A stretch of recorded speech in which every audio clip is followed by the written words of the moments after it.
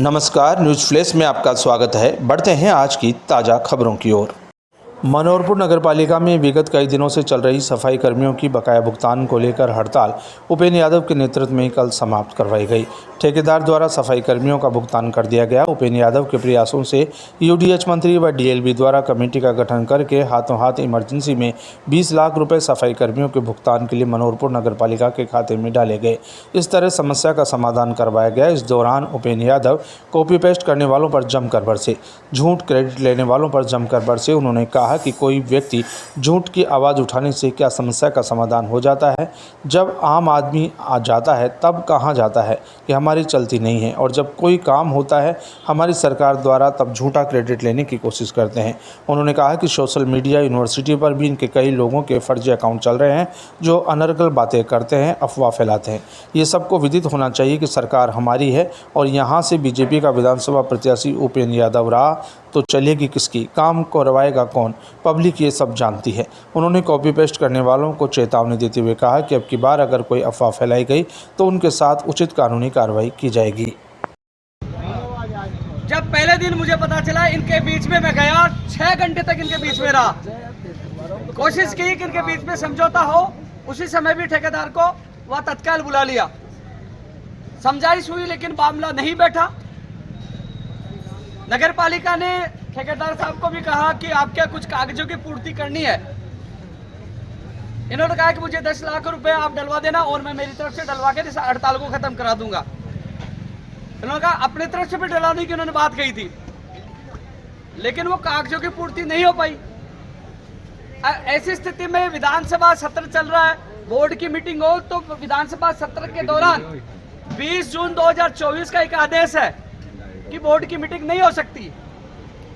रात को इनके बीच में मैं 11 बजे पूछा, उस दिन भी, फिर भी मैंने समझाइश की, क्योंकि इनको भी, वाल्मीकि परिवार को भी न्याय मिले और मनोहरपुर की जनता को भी न्याय मिले, क्योंकि कचरा फैलाव परेशानी आम जनता को हो रही थी।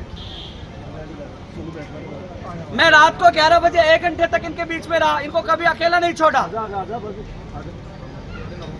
और जब मुझे पता चला कि वास्तव में इन्होंने काम किया, इनका पैसा इनको मिलना चाहिए, मैं धन्यवाद देना चाहूंगा मुख्यमंत्री जी का भी धन्यवाद देना चाहूंगा, यूडीएच मंत्री जी का भी धन्यवाद देना चाहूंगा, नगर पालिका के ईओ और तमाम अधिकारियों का धन्यवाद देना चाहूंगा, यूडीएच के उन तमाम अधिकारियों का।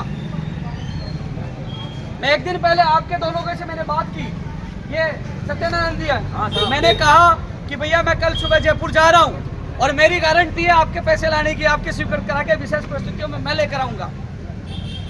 सुबह सीएमओ में गया, सीएमओ के अधिकारी से मुलाकात की, फिर उन्होंने हमारी डीएलबी मीटिंग करवाई, वहां मीटिंग हुई और ईओ महोदय और तमाम जो नगर पालिका के अधिकारी और मैं खुद और वहां के अधिकारी एक जगह बैठे और रास्ता निकाला कि एक कमेटी का गठन किया जाए और विशेष परिस्थितियों में पैसे स्वीकृत कराए जा सकते हैं। 20 लाख रुपए की स्वीकृति करवाकर, सुबह जाकर शाम को स्वीकृति करवाकर और वो चेक लाकर यहाँ दे दिया। एक दिन में ये इतना काम करवाकर और राहत देने का काम किया, इनके बीच में पहुंचा। हालांकि मैं तो संघर्ष के मैदान से निकला हूं, तो मैंने किसी को एहसास नहीं होने दिया, लेकिन एहसास हो जाते तो लोग कॉपी पेस्ट कर लेते। मैंने कहा अधिकारियों को कि आप जयपुर में बैठकर ये काम करिए और मैं भी थोड़ा काम कर लेता हूं, क्योंकि अभी तक बहुत काम मुझे निपटाना है। अभी तो बहुत बदलाव आपको मनोहरपुर में देखने को मिलेगा, क्योंकि मनोहरपुर की जनता न्याय मांगती है। इसलिए 4 बजे वो पहुंचे और मैं भी पहुंचा। पूरी प्रक्रिया किसी को एहसास नहीं होने दिया कि हम 20 लाख रुपए स्वीकृत करवा लाए और ठेकेदार के अकाउंट में उसी दिन चेक दे दिया गया और दूसरे दिन पैसे आ गए। इन्होंने कुछ पैसे डलवाए और इनका कहना था कि हमारे कुछ पैसे नहीं आए।